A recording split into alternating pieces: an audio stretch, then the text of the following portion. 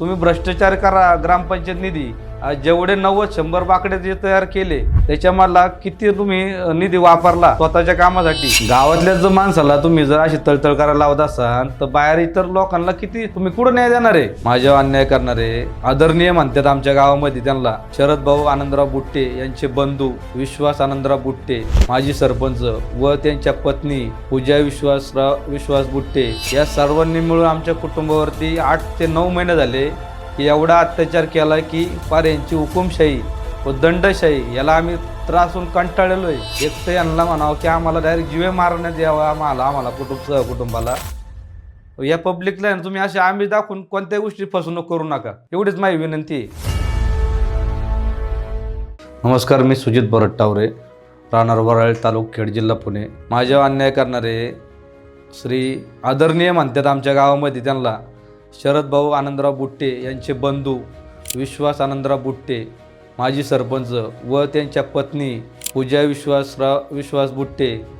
पहिला मुद्दा असा आहे, ग्रामपंचायतचं काम चालू होतं, त्याच्यानंतर डोंगराळ भागातलं पाणी घरात शिरलं। आमच्या माहिती असून पण कोणी लक्ष दिलं नाही व यांना इतर लोकांना पण यांनी सांगितलं त्या घराकडे कोणी लक्ष देऊ नका। पंचनामा पण यांनी चुकीचा केला, ग्रामपंचायतमध्ये बसून अर्ज करून पण तुमची नोंद लावली जाणार नाही। बरं, कितीतरी वेळा त्यांना अर्ज केलेले आहेत, यांनी खोट्या सह्या केलेला आम्हाला अर्ज दिला, हाच पुरावा आहे बघायला आलं तर। काय सांगितलं याच्यात, परत त्यात काय केलं, कोणत्याच अधिकारी घराकडे पण येऊन दिला नाही। बरं, त्याच्यानंतर आमच्या जे कागदपत्र आहेत सगळे पुरावे नष्ट करण्यासाठी आम्हाला चोरी पण करण्यात आली घरामध्ये। बरं, त्या टायमिंगला सकाळी 4 ते 5 वाजता चोरी झाली।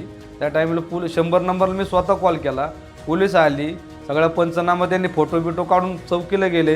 चौकीला गेल्यानंतर मी त्यांना स्वतः अर्ज दिला, साहेब मला असं चोरी झालेली घरामध्ये, मी आलो, मग तुम्हाला फोन केला होता। साहेब म्हणले 11:30 वाजता या।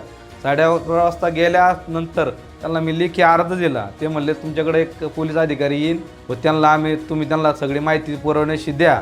त्यांना ती माहिती द्यायसाठी पण त्यांना फोटो सगळे दिले असताना पण कुणी अधिकारी पण आला नाही इकडं आमच्या घराकडं, त्यांनी कुणी अधिकारी फिरकूनही दिला नाही। तर त्याच्यानंतर मला सांगा, त्याच्यानंतर मी परत CP ऑफिसला पण एक अर्ज त्यांना लेखी दिला की ह्या अर्जावरती कोणती चौकशी झाली नाही, आमच्या जीवाला धोका आहे म्हणून व आमची कागदपत्र चोरण्याचा प्रयत्न केला यांनी। त्यानंतर पण यांनी काय केलं, पोलीस पाटलाला फोन केला असेल कदाचित साहेबांनी, पण पहिला पोलीस स्टेशनवरून फोन कोणाला जातो, पोलीस पाटलाला। जर पोलीस पाटीलच याच्यात इन्व्हॉल्व असतील तर आम्हाला न्याय कुठून देणार आहे? सरपंच, माजी सरपंच हे सगळे तुमची मिली बघत आहे, गोळ्यामेळ्याने खा, केवढ्याने खा, तर आम्ही न्याय मागायचा कोणाकडं? बरं, 8 महिने झाले अजूनही आमच्या घर आहे ना हाय असं आहे की आम्हाला कोणतरी अधिकारी वर्ग येईन व आम्हाला न्याय मिळवून देईन, अशी पण आमच्याकडे अपेक्षा आहे अजून।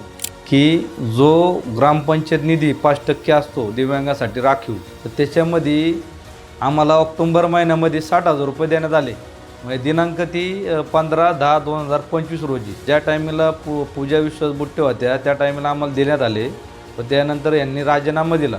त्याच्यानंतर डिसेंबर महिन्यामध्ये पुन्हा वैयक्तिक यांनी परस्पर जे काय आहे भ्रष्टाचारी असतील समजा काहीतरी असतील तर यांनी परस्पर अकाउंटमधून 60,000 रुपये प्रत्येकी व इतर काही सरकारी योजना जे आहे ना, सरकारी कामकाज वगैरे त्याच्यामार्फत यांनी 40 ते 45 लाख रुपये काढण्यात आले। हे पण कोण बोलणार नाही म्हणून आपल्याला मला एक म्हणायचं काय माहिती का, ही सगळी दंडशाही आहे, ह्याच्यात कुणी मरले जाऊ नका। त्याच्यामध्ये आम्हाला 60,000 रुपये ऑक्टोबर महिन्यामध्ये उदाहरणार्थ दिनांक 15/10/2025 रोजी चेक देण्यात आला व तो आम्ही त्या दिवशी काढण्यात पण आला व त्याच्यानंतर आमच्या घरामध्ये पैसे ठेवून ती चोरी करण्यात पण आले त्यातले पैसे व त्याच्यानंतर मग पूजा विश्वास बुट्टे यांनी राजीनामा दिला। त्यानंतर दुसऱ्या उज्ज्वला चव्हाण यांनी पदभार सांभाळला सरपंच पदाचा व त्याच्यानंतर परत 40 ते 45 लाख रुपये परस्पर PDC बँक याच्यातून काढण्यात आले। त्याच्यामध्ये 60,000 रुपये दिव्यांग निधी असा खर्च दाखवून व इतर कामकाजाचा निधी हा दाखवण्यात आला। यांनी स्वतः काय केलं काय माहिती, आपल्याला माहिती तेव्हा यांनी भ्रष्टाचार केला काय केलंय, शेवटी पैशाला सगळी भुकललेली। सर्वसामान्य काय करणार आहे माझ्यासारखा कुटुंबातला माणूस? मला एक सांगायचं गेलं तर यांनी वराळे ग्रामपंचायत यांनी मला जो न हरकत म्हणजे खोट्या सही केलेला अर्ज दिला, त्याच दिवशी 2 दिवसानंतर त्याच ठिकाणी जे MIDC जो निधी असतो त्या निधीतून त्याच गटामध्ये आदिवासी समाजाच्या जागेमध्ये त्यांनी रस्ता कसा काय मंजूर करून दिला, जर माझी अडवणूक करतात तर यांची हुकुमशाही दंडशाही नाही मग काय ही? यांनी काय यांचे परस्पर काही काळे धंदे करतात. यांनी केलेलं चांगलं ते चांगलंच सगळं, आम्ही केलं ते खोटं.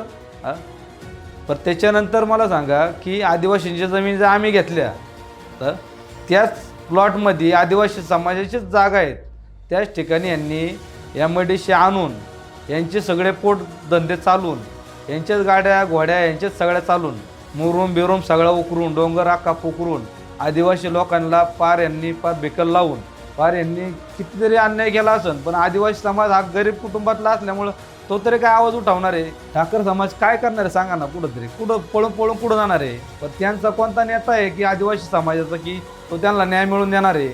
आदिवासी समाजाच्या लोकांनी एवढा त्यांच्यावर विश्वास दाखवला तर त्यांनीच त्यांचा उलटा विश्वासघात केला. यांच्याच 2 जमिनी लुबाडल्या, यांचे सगळे पैसे सगळे यांचे.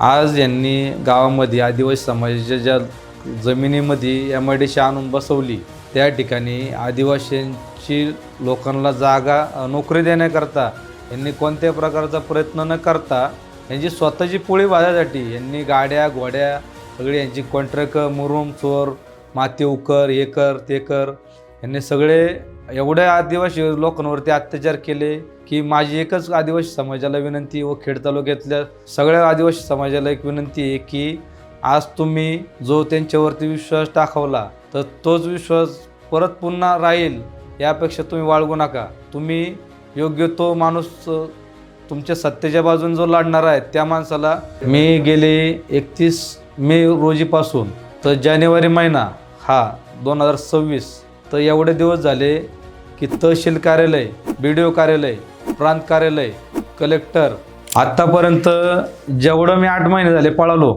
याचे पुरावे अर्ज उदाहरणार्थ तहसील, BDO, प्रांत, कलेक्टर, मुख्यमंत्री, मंत्रालय यांच्याकडे सगळ्यांचे पत्रव्यवहार केलेले व स्वतः जाऊन तिथं आवक जावक देऊन सगळे पुरावे व पोलीस स्टेशनचे पुरावे हे सगळे असतानाही कोणताही अधिकारी घरापर्यंत पोहोचू दिला नाही.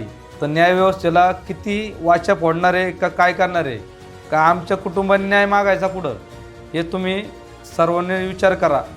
आम्हाला सगळ्या जनतेने आम्हाला न्याय मिळवून द्यावा. मी जे काय आत्तापर्यंत बोललो आहे हे सगळे माझे जे पुरावे आहेत त्या बघा या सगळ्या प्रती आहेत, ओरिजिनल डॉक्युमेंट आहेत नाही हे चोरून येतील म्हणून मी एका ठिकाणी बंदिस्त ठेवलेले आहेत. इथून पुढं काय झालं तर माझ्या जीवाला धोका आहे म्हणून सरळ ह्याच्यातले तलाठी विश्वास आनंदराव बुट्टे, पूजा विश्वास बुट्टे, निलिमा जाधव हे जबाबदार राहतील.